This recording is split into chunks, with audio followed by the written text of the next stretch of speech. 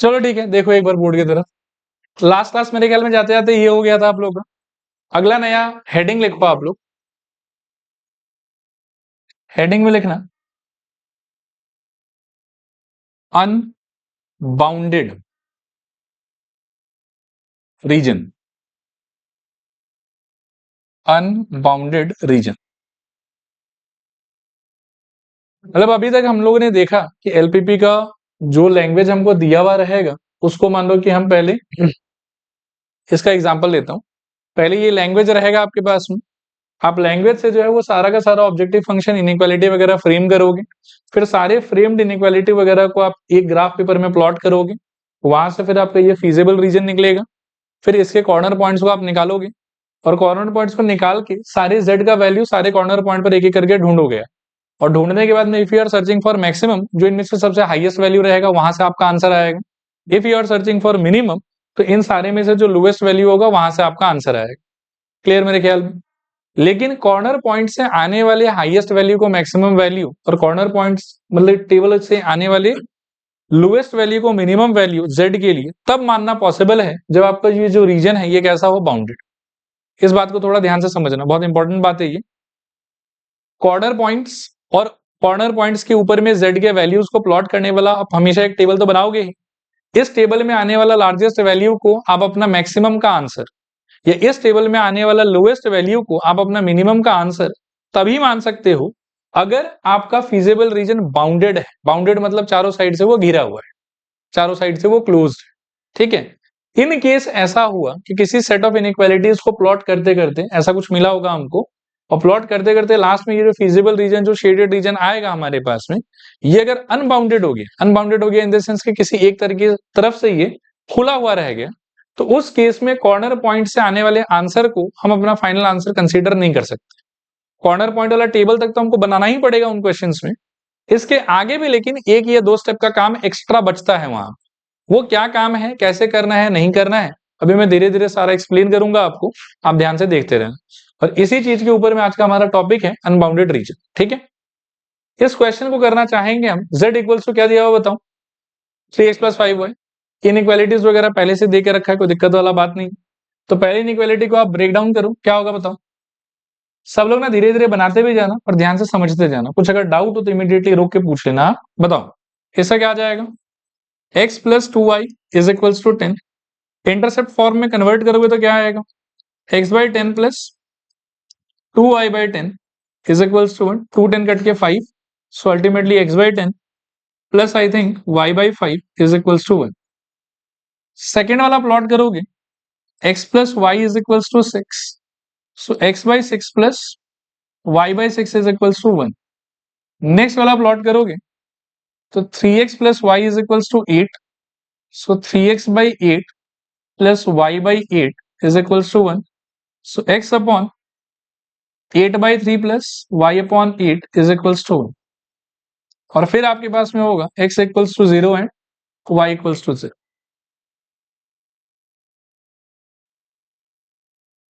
Clear है मेरे ख्याल में। यहाँ तक कुछ खास नहीं किया है। जो भी हमको इनइक्वालिटी वगैरह दिया हुआ था एक एक करके सारे इनइक्वालिटी को हमने इंटरसेप्ट फॉर्म में कन्वर्ट कर लिया है। और अब कन्वर्ट करने से सबको क्या करना है, हमको प्लॉट। एक बार थोड़ा ध्यान से देख लो कि x के नीचे आने वाला लार्जेस्ट नंबर कितना है आपका, 10। और y के नीचे आने वाला लार्जेस्ट नंबर कितना है, तो 8 मेरे ख्याल में। तो जो भी हम ग्राफ प्लॉट करेंगे उसके अंदर में y एक्सिस पे हमको 8 यूनिट तक चाहिए मिनिमम, और x एक्सिस में कितने तक चाहिए हम लोग को, 10 यूनिट तक। उसके हिसाब से प्लॉटिंग करेंगे। देखो प्लॉटिंग ध्यान से देखते जाना, और आप भी साथ साथ बना ही लो, कोई दिक्कत नहीं है।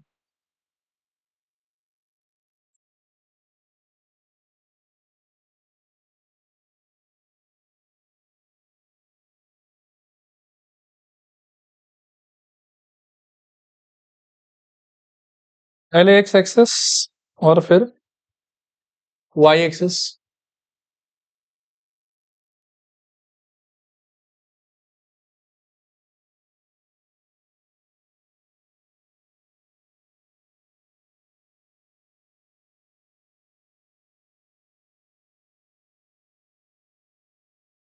ठीक है मेरे ख्याल में।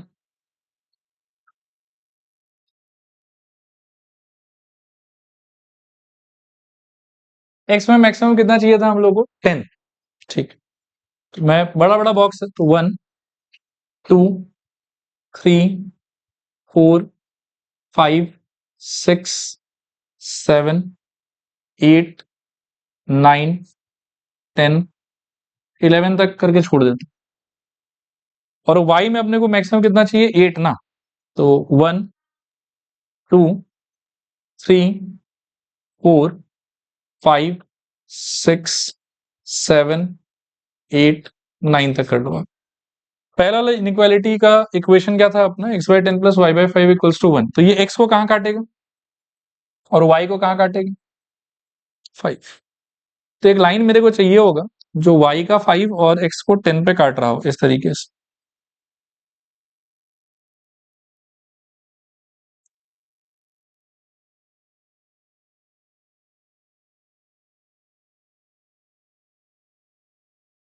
देखो ऐसा कुछ होना चाहिए, y को 5 और x को 10 पे काटेगा।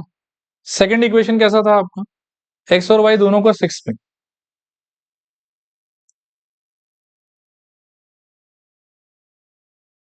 तो x बेस 6 और y बेस 6, इस टाइप का कुछ आना चाहिए, ठीक है। और नेक्स्ट आपका था x बाई 8/3, 8/3 अप्रोक्सीमेटली कितना होगा 2.66 के आसपास, और y बाई 8, तो 2.66, अब एग्जैक्टली 2.66 तो नहीं देख पाएंगे, तो एकदम 2 और 3 के बीचों बीच वाला जगह ले लेते हैं, और y को तो ये 8 पे काट रहा है, 8 और 2.66,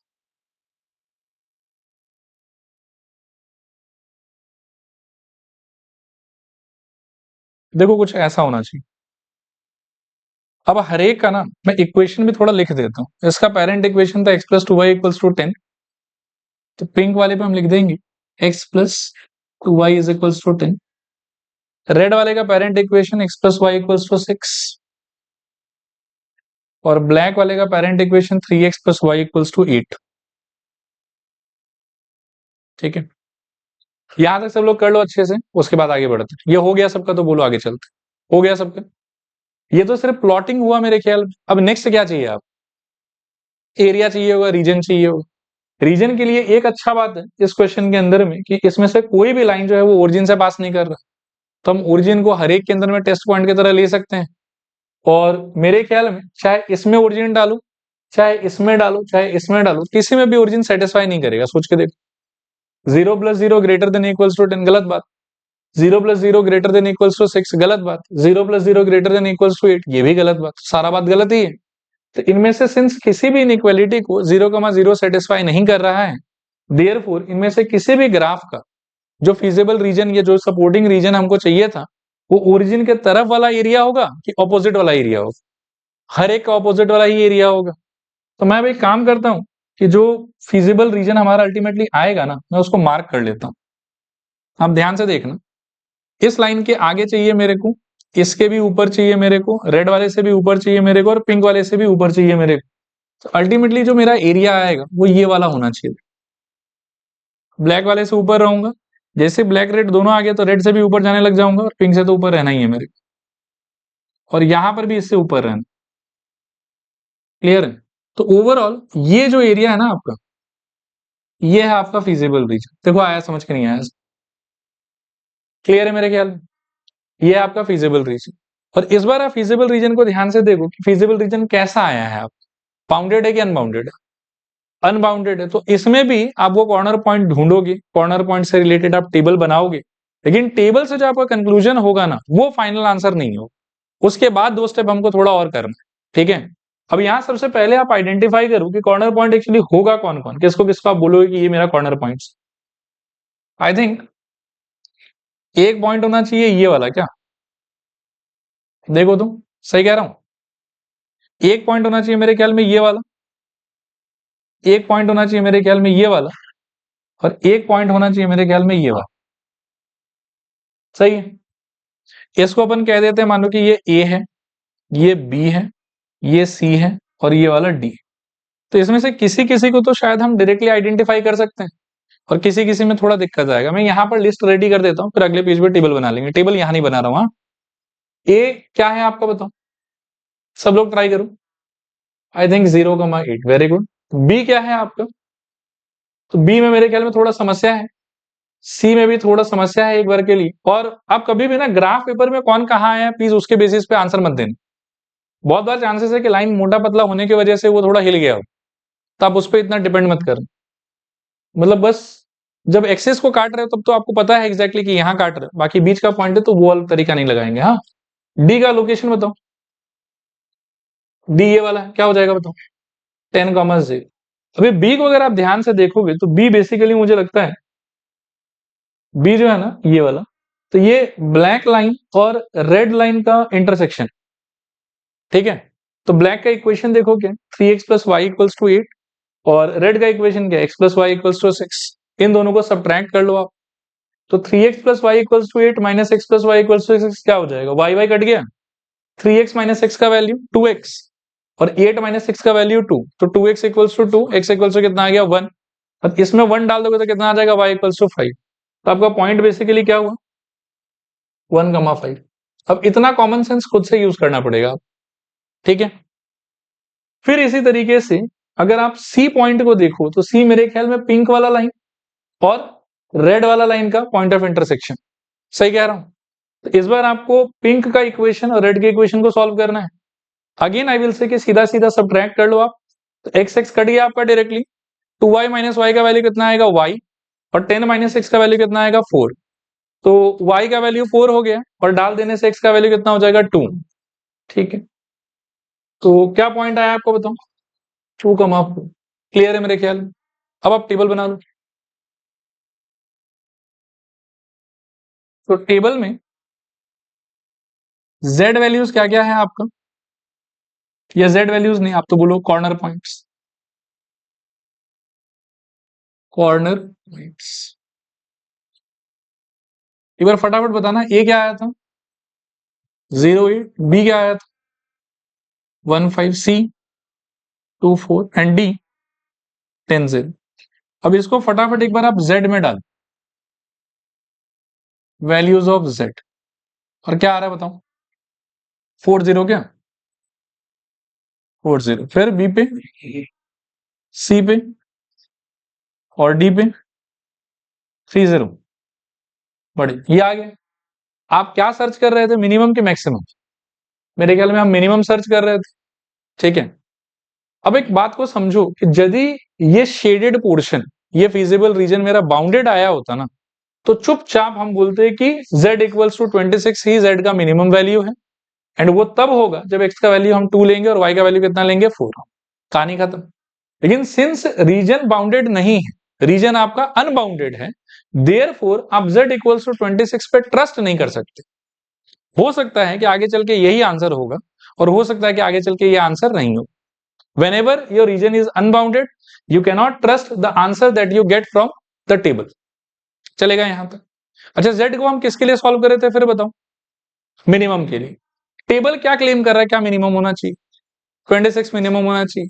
आप थोड़ी देर के लिए बोलो कि लेट इफ पॉसिबल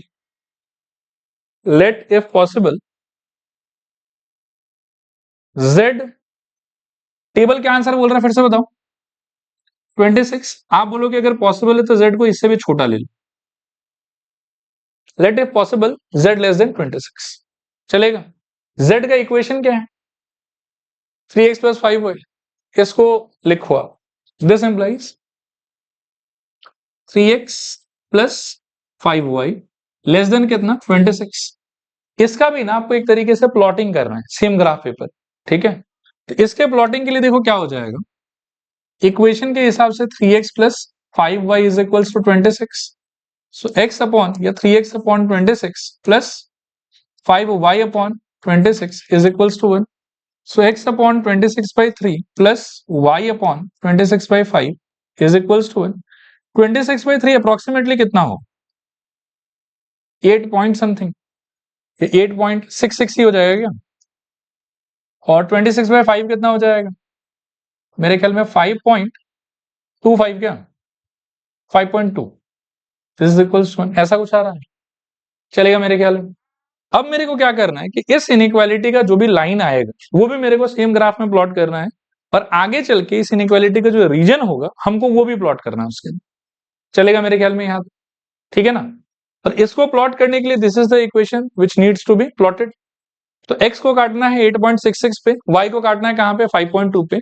और एक बात पक्का है कि जो वैल्यू डाल के 26 आया था ना, इस लाइन का इक्वेशन 100% वहां से पक्का पास कर रहा होगा 2,4 से, ठीक है। तो जब आपका प्लॉटिंग होगा वो आप देखो ध्यान से कैसे होगा, अच्छे से देखना। x के नीचे क्या था बताओ, 8.66, उसको लोकेट कर लो आप। 8.66 अप्रोक्सीमेटली यहां बीच में कहीं पे होगा।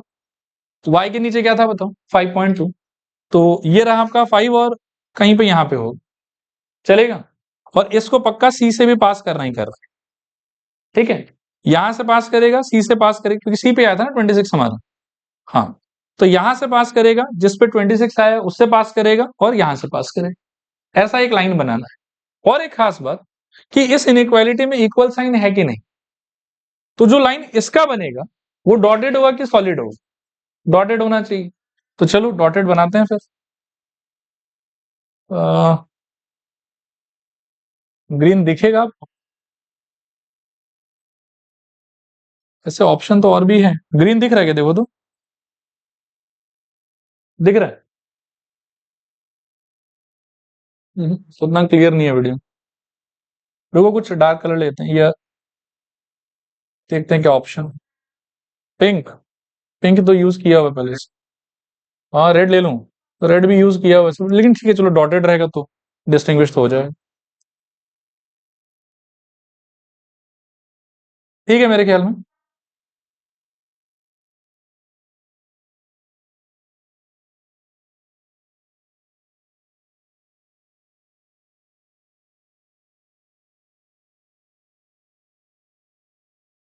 देखो अब मान लेते हैं, ठीक है। ये डॉटेड लाइन बनाया मैंने, डॉटेड लाइन किधर है फील कराने के लिए एक बार हाईलाइट कर देता हूं। ये है आपका डॉटेड लाइन, देखो क्लियर है, चलेगा। नेक्स्ट आपको इस डॉटेड लाइन की इनइक्वालिटी का रीजन आइडेंटिफाई कर, तो वापस से उसके लिए आई थिंक कि ये खुद ओरिजिन से तो पास कर नहीं रहा है, तो मैं ओरिजिन डाल के चेक कर सकता हूं कि क्या रीजन होगा क्या नहीं होगा, ठीक है। तो इसमें अगर 0 0 बिठाते हो तो सेटिस्फाई करेगा कि नहीं करेगा, कर देगा मेरे ख्याल में। 0 + 0 <26, सच बात है, ऐसा ही तो होता है। तो 0 + 0 <26 का मतलब ये हुआ कि इस डॉटेड लाइन की नीचे वाले पार्ट में ना उसका रीजन होगा। मैं उसको रेड कलर से शेड करता हूं, मतलब जो नया इनइक्वालिटी आपने अज्यूम करा उसका फेवरेबल रीजन ये नीचे वाला होगा। आपको शेड करने का दरकार नहीं है, शेड में बस आपको समझाने के लिए कर, क्लियर है मेरे ख्याल में। आपके आंसर में शेड नहीं होना चाहिए। अब मैं आगे बोलता हूं, टेबल से आपको एक आंसर मिल रहा था और यही आंसर आपका फाइनल आंसर होता अगर आपका ये रीजन क्या रहता, बाउंडेड। लेकिन सिंस ये रीजन अनबाउंडेड है, इसीलिए आप इस आंसर पे ट्रस्ट नहीं कर सकते। नेक्स्ट यू आर सर्चिंग कि z का मिनिमम वैल्यू क्या होगा। तो टेबल से जो मिनिमम आंसर मिला आपने थोड़ी देर के लिए अज्यूम कर लिया कि यार उससे भी छोटा अगर हो सकता है तो चलो देखते हैं, ठीक है। और फिर इसको सपोर्ट करने वाला एरिया ये वाला आया। इसका इंटरप्रिटेशन ये है कि हाँ ये हो सकता है, कहां, तो ये हो सकता है इस लाइन के नीचे वाले हिस्से में, ये हो सकता है। लेकिन कहां हो सकता है, तो इस लाइन के नीचे वाले हिस्से में। लेकिन इस लाइन के नीचे वाले हिस्से में अगर आप ध्यान से देखो तो क्या फीजिबल रीजन फॉल करता है, फीजिबल रीजन किधर फॉल करता है, ऊपर वाले पार्ट में फॉल करता है। तो इसका इंटरप्रिटेशन मैं क्या समझूं कि z <26 पॉसिबल तो है, लेकिन इस लाइन के नीचे एंड देयरफॉर फीजिबल रीजन के बाहर। मतलब z का वैल्यू 26 से कम होगा लेकिन फीजिबल रीजन के बाहर हो, फीजिबल रीजन में नहीं हो। इसका अगला कंक्लूजन मेरा क्या होना चाहिए, दैट मीन्स कि फीजिबल रीजन में तो मिनिमम वैल्यू फिर 26 ही है। फीजिबल रीजन में फिर मिनिमम वैल्यू क्या हो गया, 26। क्लियर है मेरे ख्याल में, आया समझ। यहीं पर अगर सपोज करो कि ऐसा होता ना कि डॉटेड लाइन मान लो कि यहां कहीं से ऐसे पास कर रहा होता और फिर मान लो कि उसका एरिया जो है वो नीचे वाला एरिया होता, उस सिचुएशन में आपका इंटरप्रिटेशन क्या होता। मैं छोड़ नहीं रहा हूं, नहीं तो फिर ये हट जाएगा। उस सिचुएशन में इंटरप्रिटेशन क्या होता आपको बताओ। उस इंटरप्रिटेशन में मतलब उस सिचुएशन में आपका इंटरप्रिटेशन होता कि z <26 पॉसिबल है, फीजिबल रीजन के भी थोड़े एरिया में z <26 पॉसिबल है। दैट मीन्स कि z का मिनिमम वैल्यू फिर 26 नहीं होगा, कुछ और होगा। और अगर ऐसा सिचुएशन आया ना कि कुछ और होगा, तो हम बोलेंगे कि there is actually no minimum, क्योंकि फिर इस हिस्सा में ढूंढ पाना उस मिनिमम को हमारे लिए पॉसिबल नहीं। ठीक है, इस लॉजिक को मैं एक बार और समझा रहा हूं, ध्यान से सुन। अगर आपका लास्ट में फ्रेम किया हुआ इनइक्वालिटी जिससे ये डॉटेड लाइन आया है, वो डॉटेड लाइन अगर ऐसा बनता ना जो फिजिबल रीजन के बीच से होके पास करता, अभी वाला डॉटेड लाइन फिजिबल रीजन से पास कर रहा है कि बाहर से पास कर रहा है? बाहर से पास कर रहा है। लेकिन अगर मेरा डॉटेड लाइन फिजिबल रीजन से पास करता, फिर इनइक्वालिटी सॉल्व करके मुझे पता चलता है कि मान लो कि उस डॉटेड लाइन के नीचे वाला पार्ट उसको फेवर कर रहा है, उसका सपोर्टिंग एरिया, उसका सपोर्टिंग रीजन ये नीचे वाला है।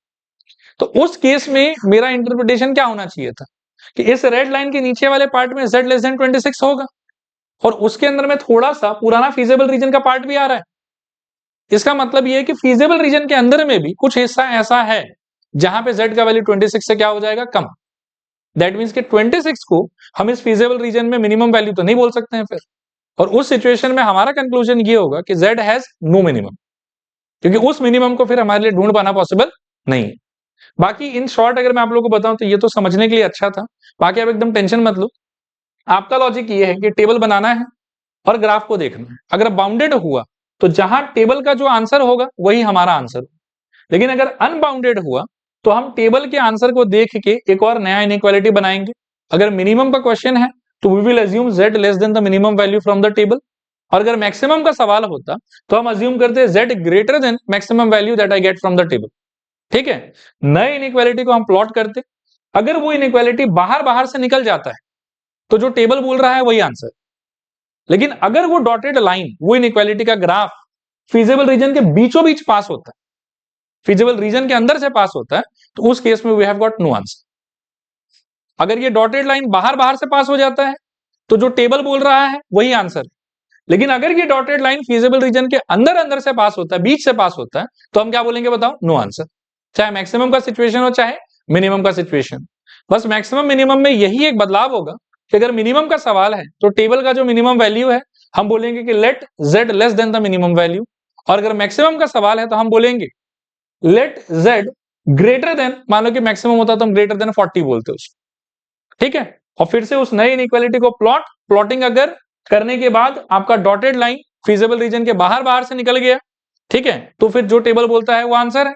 और यदि ये आपका डॉटेड लाइन फिजिबल रीजन के अंदर से होके पार हुआ तो आप क्या बोलोगे बताओ, नो मैक्सिमम या नो मिनिमम, जिस चीज का भी क्वेश्चन होगा आप बोलोगे कि नहीं भाई ये हो ही नहीं सकता। यहां पर क्या हो रहा है बोलो, हमने इसको सॉल्व करा, हमने इसको प्लॉट करा, ये फिजिबल रीजन से पार कर रहा है कि नहीं कर रहा, ये तो बाहर बाहर से निकल जा रहा है, तो क्या बोलेंगे बताओ, जो टेबल बोल रहा है वही आंसर। लिखो clearly,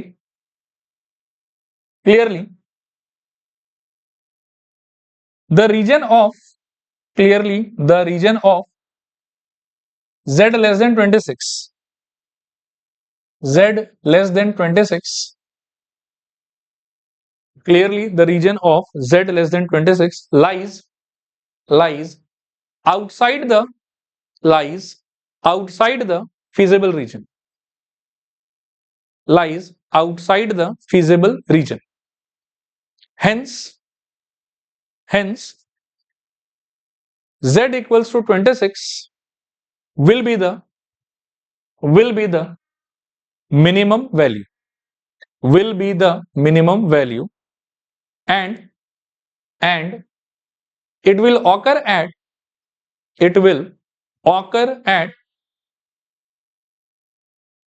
x equals to 2, x equals to 2 and y is equals to 4. Clear मेरे ख्याल में। नेक्स्ट आप लोग ना इसका प्लॉटिंग ट्राई करो।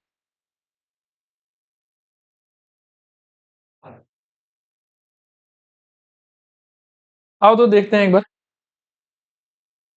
पहले इक्वालिटी में कन्वर्ट करो सबको, तो ये वाला हो जाएगा मेरे ख्याल में x minus Y equals to 0। इसमें बहुत मेहनत करना होगा, डब्बा वगैरह बना के x इक्वल्स टू वाई, फिर 2y is equals to x plus 2, 2 को यहां भेजो, 2y को वहां भेजो, तो minus 2 is equals to x minus 2y। This implies x upon minus 2 plus, ये प्लस नहीं, माइनस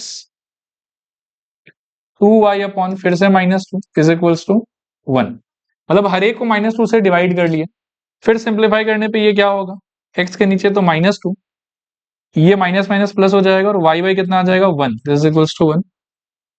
फिर यहां से x इक्वल्स टू 0 और यहां से y इज इक्वल्स टू 0।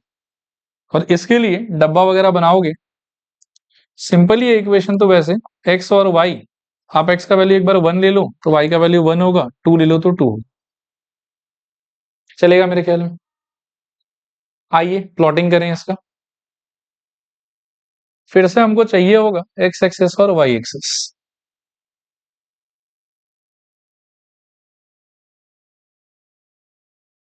ये मान लो कि x एक्सिस हो गया और ये सपोज करो कि y एक्सिस हो गया।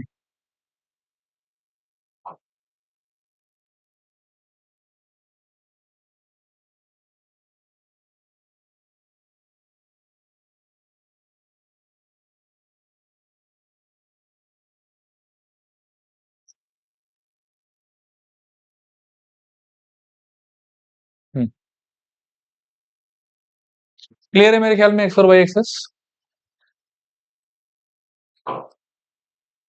प्लॉटिंग करते हैं एक एक करके।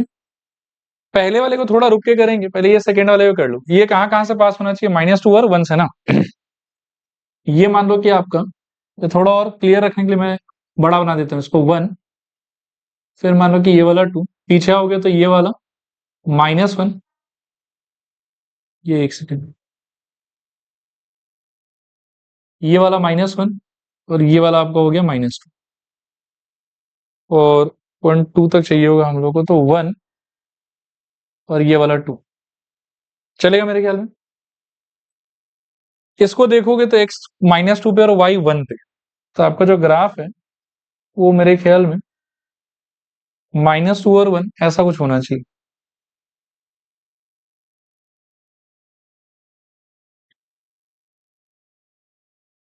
देखो तो सही कह रहा हूं। फिर फर्स्ट वाले को भी प्लॉट कर लो आप, तो फर्स्ट वाला कैसा हो जाएगा, 1 1 और 2 2। तो 1 1 पॉइंट जो है वो मेरे ख्याल में ये वाला है और 2 2 पॉइंट जो है वो मेरे ख्याल में कौन सा हो जाएगा आपका, ये वाला। सही कह रहा हूं। और इन दोनों से पास होने वाला एक लाइन चाहिए आपको, 0 0 से भी पास करेगा वो लाइन कुछ ऐसा होना चाहिए क्या।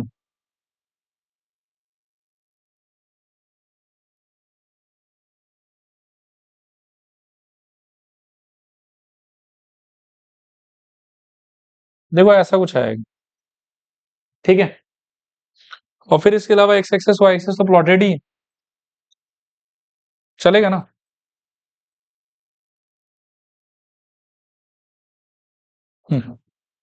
ऐसा कुछ।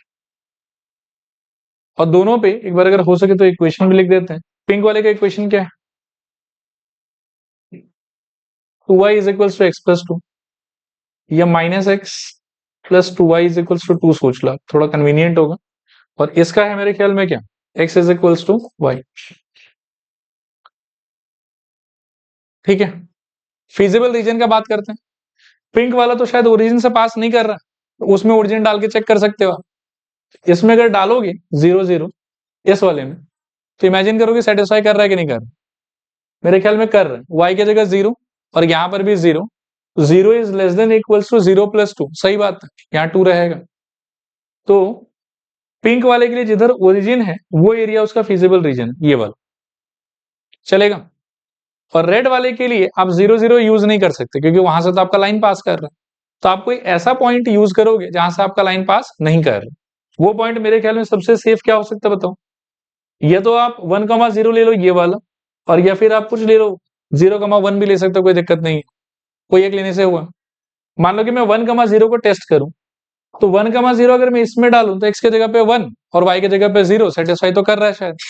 तो इससे मेरे को पता चला कि रेड वाले लाइन के लिए भी जो एरिया है वो इधर वाला एरिया ही होना चाहिए, ठीक है, जिधर ये 1 0 लाई कर रहा था।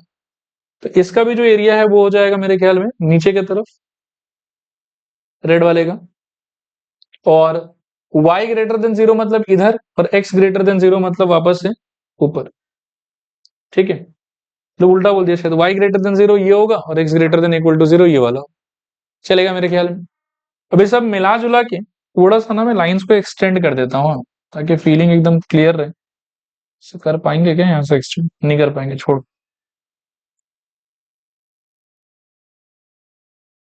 ठीक है अभी तक तो।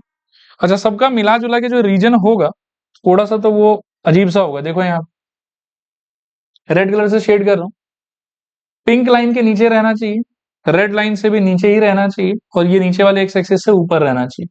तो आपका जो एरिया है वो कुछ इस टाइप का होगा। देखो ये वाला, ये आ रहा समझ में? और ये इस तरफ जो है वो बढ़ता जाएगा। जैसे पिंक लाइन ऊपर की तरफ होगा, उससे तो नीचे ही रहेगा आपका एरिया, बाकी इस पोर्शन में होगा आपका। देखो क्लियर है कि नहीं क्लियर? चलेगा? रेड लाइन के ऊपर नहीं जाएगा, मतलब रेड क्या, पिंक के ही ऊपर नहीं जाएगा, पिंक के भी नीचे ही रहना है उस। चलेगा? आपकी कॉपी में पिंक वाला लाइन आप बढ़ा लो आगे तक, तो आपको आराम से समझ में आ जाएगी फिजिबल रीजन कौन सा। कॉर्नर पॉइंट किसको किसको बोलोगे? मेरे ख्याल में 2 पॉइंट है, और 2 ही पॉइंट है सिर्फ, एक शायद ये वाला और एक 0,0, बस। चलेगा? इसको ए कह दो और इसको आप ओ कह दो उसको, वैसे उसके लिए वही स्टैंडर्ड रहेगा।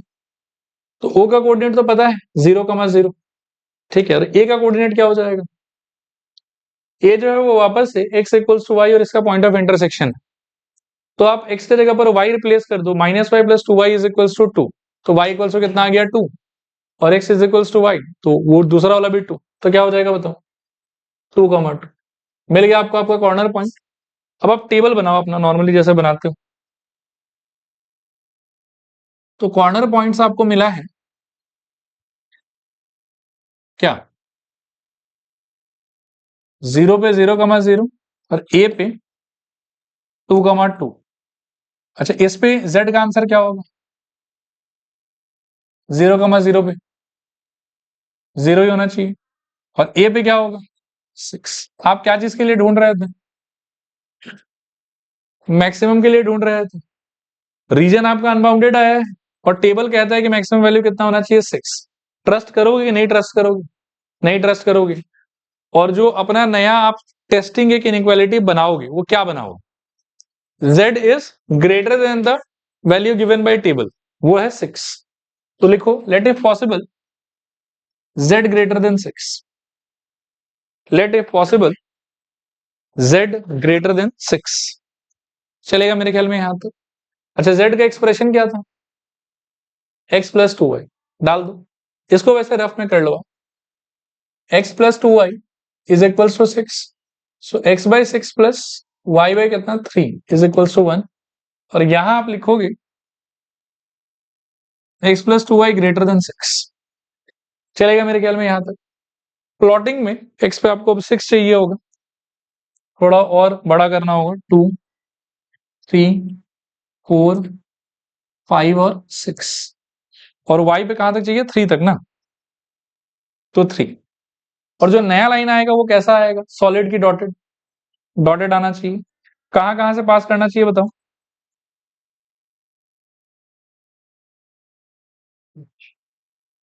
मेरे ख्याल में 6,0 से और 0,3 से। देखो यहां देखो, तो 6,0 और 0,3, यानी कि इस टाइप का कोई लाइन आएगा शायद से।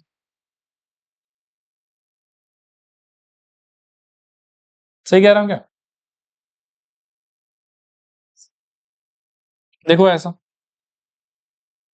ये आया आपका नया इनइक्वालिटी, ठीक है ना? और ये कौन है? x plus 2y is equals to 6। ठीक है मेरे ख्याल में। अब जो आपने ये फ्रेम किया था, ये इक्वेशन था कि इनइक्वालिटी था? इनइक्वालिटी था। तो इसका ग्राफ होता है कि रीजन होता है? रीजन होता है, वो रीजन भी आइडेंटिफाई करना होगा। क्या ये ओरिजिन से पास कर रहा है? Answer is no. तो ओरिजिन को आप इसके लिए टेस्टिंग पॉइंट यूज कर सकते हो, 0,0 उठा के ना आप इसमें डालो, 0 plus 0 greater than 6, true false? False. तो इसका मतलब इस लाइन के हिसाब से जिस तरफ ओरिजिन है वो इसका आंसर है कि वो इसका आंसर नहीं? वो इसका आंसर नहीं है, फिर किधर है इसका आंसर? ऑपोजिट वाला, यानी कि इस तरफ। क्लियर है? अब इसके एरिया को यदि मान लो कि मैं ब्लू कलर से शेड करूं, वो तो जाएगा बहुत गंदा, लेकिन आपको लगता है कि उसका पुराने फिजिबल रीजन के साथ में बहुत सारा कॉमन पॉइंट है, ठीक है? और एक कॉमन सेंस आप ये भी देख सकते हो कि डॉटेड लाइन जो है वो फिजिबल रीजन के बाहर बाहर से पार हो रहा है कि एकदम बीचों बीच से पार हुआ? इसमें आंसर होगा कि आंसर होगा ही नहीं लास्ट? नहीं होगा। तो लिखो इस बात को clearly. Clearly region of region of region of z greater than 6, region of z greater than 6 overlaps with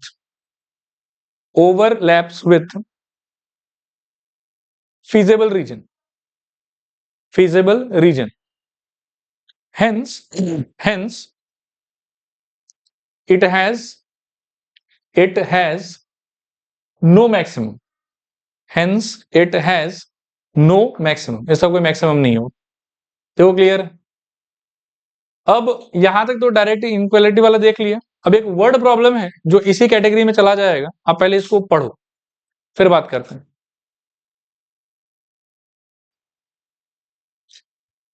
देखो इसमें बोल रहा है कि दो टाइप का फर्टिलाइजर है ए एंड बी, ठीक है। ए के अंदर में 12% नाइट्रोजन है और 5% फॉस्फोरिक एसिड है। बी के अंदर में 4% नाइट्रोजन और 5% फॉस्फोरिक एसिड। फिर आपको बोल रहा है कि after testing the soil conditions farmer finds that he needs at least 12 KG of nitrogen, मतलब कम से कम 12 केजी नाइट्रोजन उसको चाहिए अपने सॉइल के लिए, and 12 KG of phosphoric acid, ये भी एटलीस्ट के कैटेगरी में ही है। फिर आगे आपको बोल रहा है कि फर्टिलाइजर ए यदि खरीदते हो तो ₹10 पर केजी लगेगा आपको, और फर्टिलाइजर बी खरीदते हो तो ₹8 पर केजी लगेगा आपको। फिर आपको पूछ रहा है कि then graphically determine how much of each type of the fertilizer should be used so that the nutrient requirements are met at minimum cost. Clear है मेरे ख्याल में? लिखो let quantity of capital A is equals to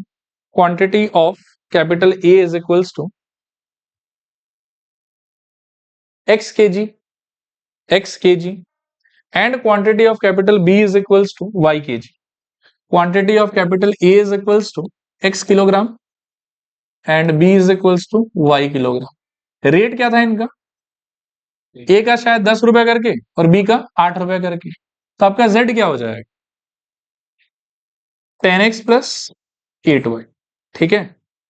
फिर उसके बाद में ए के 1 किलोग्राम के अंदर में 12% नाइट्रोजन हो और बी के 1 किलोग्राम में कितना नाइट्रोजन होगा? 4%। और सारा मिला के कितना नाइट्रोजन चाहिए आप?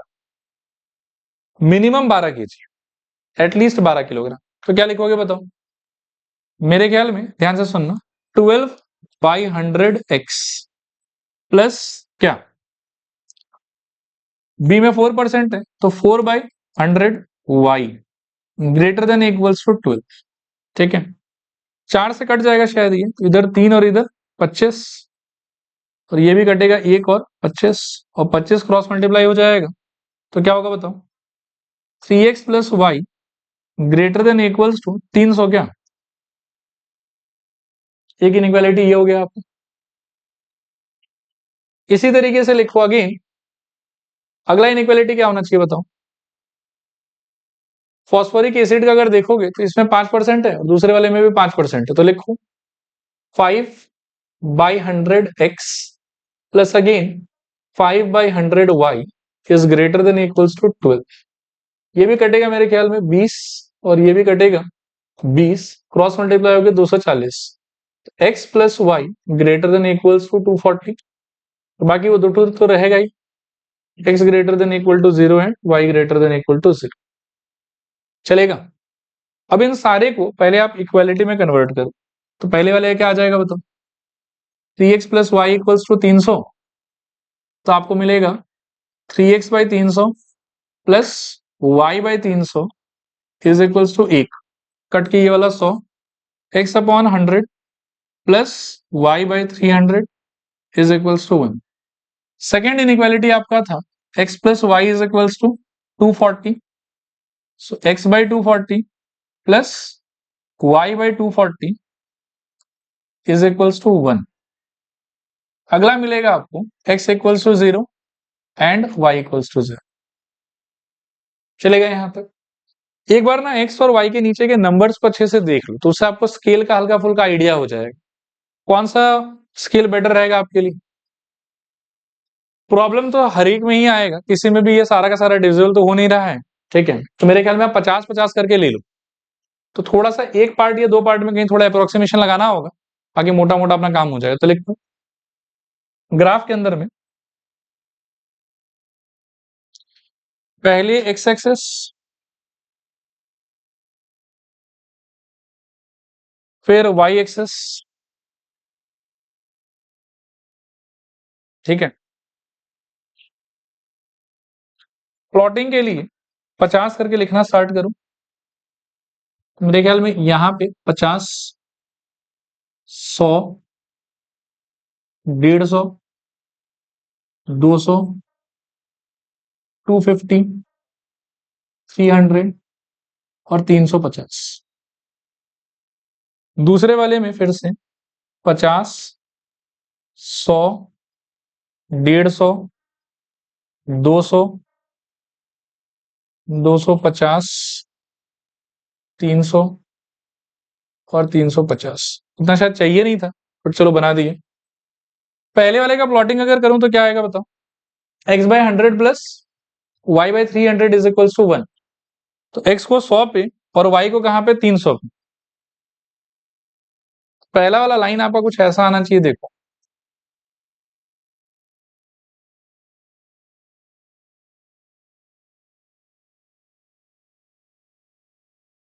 ऐसा कुछ, सही कह रहा हूं ना, x 100 पे और y 300 पे, देखो चलेगा।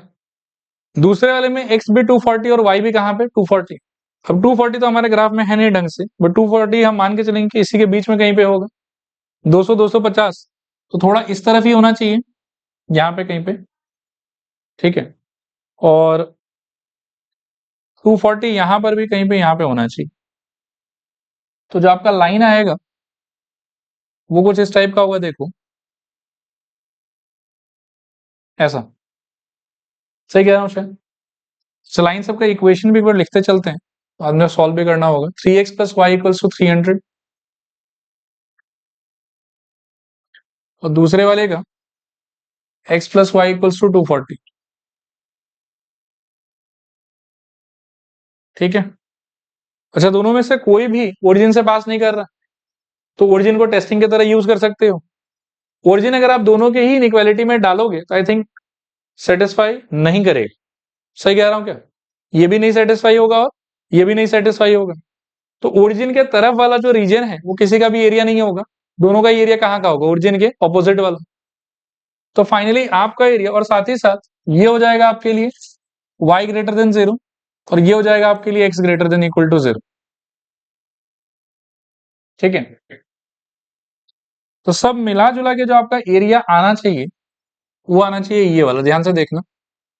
इस y एक्सिस के ऊपर, ब्लू वाले लाइन के ऊपर, फिर पिंक वाले लाइन के ऊपर, और ब्लू वाले लाइन के ऊपर में ही आके वो रुक जाएगा। इस टाइप का एरिया आपका आएगा। क्लियर है मेरे ख्याल में। तो ये अनबाउंडेड आया। अब आपको पहले आइडेंटिफाई करना है कि आपका कॉर्नर पॉइंट कौन कौन है। तो मेरे ख्याल में एक यहाँ पे है, एक यहाँ पे है, और एक हमारा यहाँ पे, ठीक है। इसको हम कह लेते हैं ए, इसको कह लेते हैं बी, इसको कह लेते हैं सी। इसमें मुझे लगता है कि ए तो आराम से मिल जाएगा। क्या मिलेगा ये बताओ, 0,300। बी क्या मिलेगा बताओ, बी के लिए थोड़ा सॉल्व करना होगा ना इन दोनों इक्वेशन को। तो आई थिंक डायरेक्टली अगर सब्ट्रैक्ट कर लो तो आंसर दिख रहा है मुझे वहां से, 3x माइनस एक्स का वैल्यू 2x, वाई वाई सीधा कट गया, 300 माइनस 240 60। तो 2x equals to 60, x equals to 30, और x इक्वल्स टू 30 इसमें बिठा दो तो y इक्वल्स टू कितना आ जाएगा, 210। सही कह रहा हूं, तो x हमारा कितना आ गया 30 और y कितना आ जाएगा 210। और सिमिलरली लास्ट में c का वैल्यू क्या हो जाएगा, 240,0। चलेगा यहां तक, कॉर्नर पॉइंट आ गया। z का वैल्यूज निकालो तो कॉर्नर पॉइंट्स आपका आया है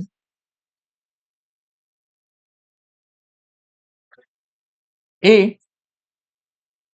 0,300, b 30,210 and c 240,0। Values of z बताओ तो क्या होगा, बोलो ए पे कितना आंसर आ रहा है? 2400। बी पे कितना आ रहा है? 1980। सी पे कितना आ रहा है? फिर से 2400। ठीक है, सवाल मिनिमाइज करने का था कि मैक्सिमाइज करने का था? हाँ, मिनिमाइज करने का था। टेबल के हिसाब से मिनिमम आंसर कौन है? 1980। लेकिन सिंस आपका रीजन अनबाउंडेड है, will you trust the table? No, आप टेबल को ट्रस्ट नहीं करेंगे।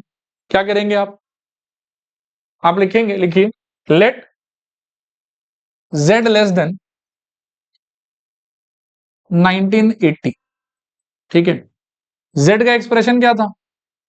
10x plus 8y। तो यहां आ जाएगा 10x plus 8y less than 1980। Equation आप साइड में बना लो, तो 10x by 1980 plus 8y by 1980 is equals to 1। So x by I think 198, और ये अप्रोक्सीमेटली कितना आ रहा? 247.5 आना चाहिए, सही कह रहे हो। 247.5 इज इक्वल्स टू, ऐसा कुछ रहेगा। ओके है यहां तक? अच्छा, एक और बात है कि जब ये इनइक्वालिटी बना रहे हो तो जहां पे 1980 आया था वहां से तो आपकी लाइन को पास करना ही पड़ेगा। तो आपका लाइन जो है वो x को काटेगा 198 पे, y को काटेगा 247.5 पे, और पास कहां से करेगा बताओ? 30,210 से। तो थोड़ा मार्क वगैरह कर लेते हैं पहले। x को कहां पे काटना है बताओ? तो वो 200 से थोड़ा पहले रहा होगा। y को कहां काटना है? 247। तो ये 250 से कहां रहेगा? नीचे रहेगा ना। अच्छा, इसमें एक कैच है थोड़ा सा, हाँ कैच समझना थोड़ा ध्यान से। ये जो पिंक वाला लाइन है वो टेक्निकली कहां पे काट रहा था? 240 पे काट रहा था, और अब हमको क्या प्लॉट करना है? 247.5। तो पिंक लाइन से थोड़ा सा हमको कहां रहना है? ऊपर। तो बहुत ही माइनर गैप है इसमें, ठीक है, काम चलाएंगे एक बार, चलेगा मेरे ख्याल में। तो एक तो यहां, साथ में बी, और साथ में यहां, इन तीनों लोकेशन से पास होने वाला लाइन चाहिए हमें। क्लियर है ना? देखो, और लाइन बनेगा कौन से शेप में? डॉटेड। तो आपका लाइन कुछ ऐसा आएगा।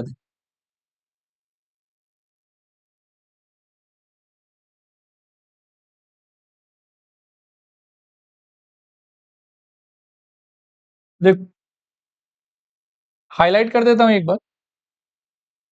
ये ब्लैक वाला है आपका लाइन, ऐसा।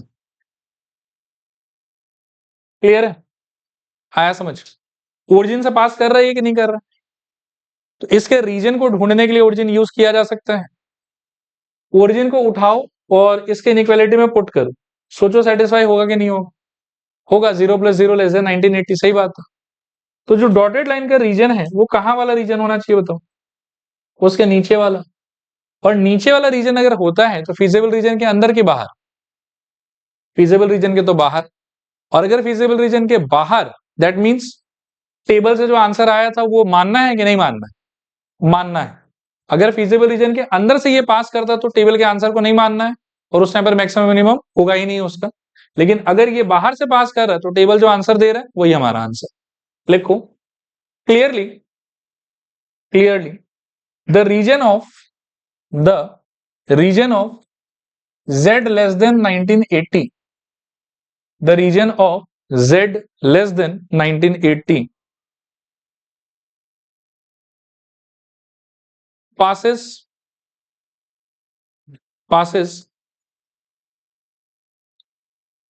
from outside the feasible region, passes from outside the feasible region. Hence minimum value of z, hence minimum value of z will be 1980. Hence minimum value of z will be 1980, and it will occur at